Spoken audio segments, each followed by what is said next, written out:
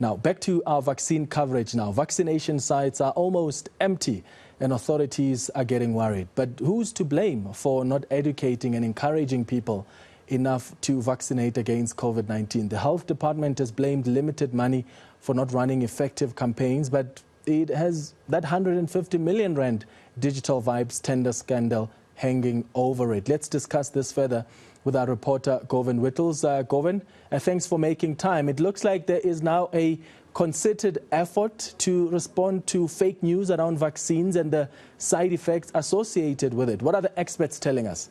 Well, the experts are saying that there is a need to allay fears among South Africans about what the vaccine does and to respond directly to the circulation and what appears to be an increase of fake news around side effects associated with the vaccine.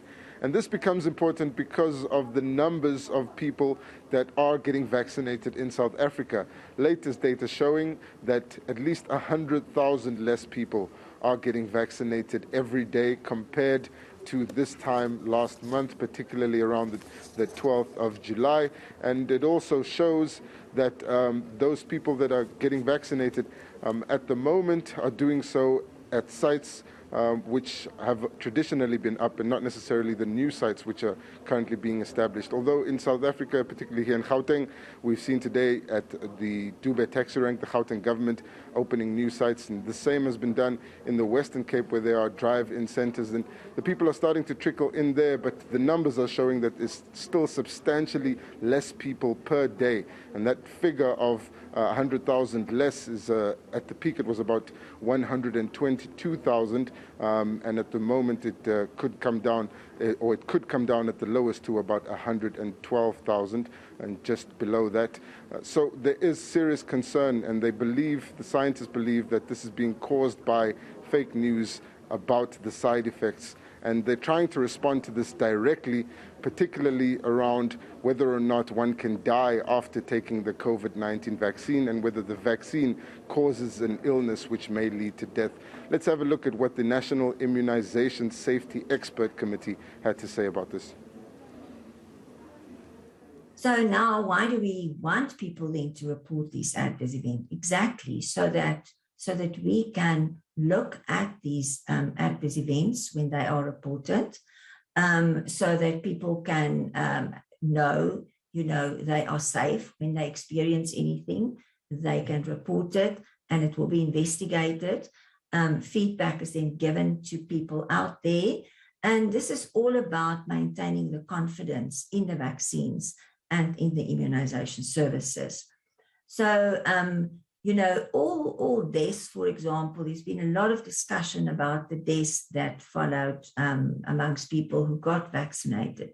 And none of those deaths up to date have been caused by the vaccine. So they are not related to the vaccine. But death is very serious. So all deaths are considered very serious, and all deaths are investigated. But it's not to say that because they are investigated or because they happened after vaccination, that they were caused by the vaccine. Govan, government has also responded to criticism that it isn't getting enough information out there.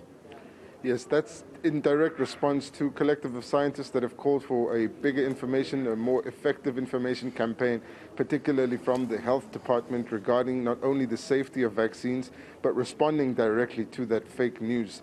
And that follows the digital vibe scandal and the report that was on the Sunday Times this weekend, in which the health department had said that they don't have any more money to fund another campaign because they had spent a lot of that money, obviously, on digital vibes. And we spoke to the SIU a bit earlier, SIU saying that the process with regards to recovering the money that was paid to digital vibes could take at least another 3 months before it's completed at the special tribunal, after which, if the SIU is successful, it would get the right to then recover some of that 150 million rand. So that money won't be available right now. But this response coming from the Government Communications and Information Service, GCIS, to a question on whether or not the government's information campaign has slipped off, and the government saying it hasn't because it still has a number of other partners which continues to roll out the information campaign, and it's currently focusing on reaching South Africans in their mother tongue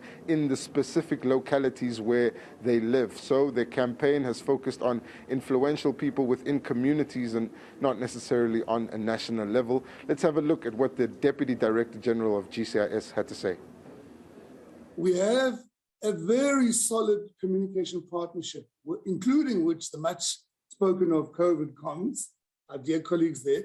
We have a national communication partnership that meets every single Tuesday morning between business, government, organized labor, and the community constituency, where we actually are dealing with this, sharing resources. Any shop you walk into, like a Macro or a supermarket or Boxer or whatever, and you see that stay safe device that you see behind me here, it's because they've come to the party. All right, Govan Whittles, thank you so much for that.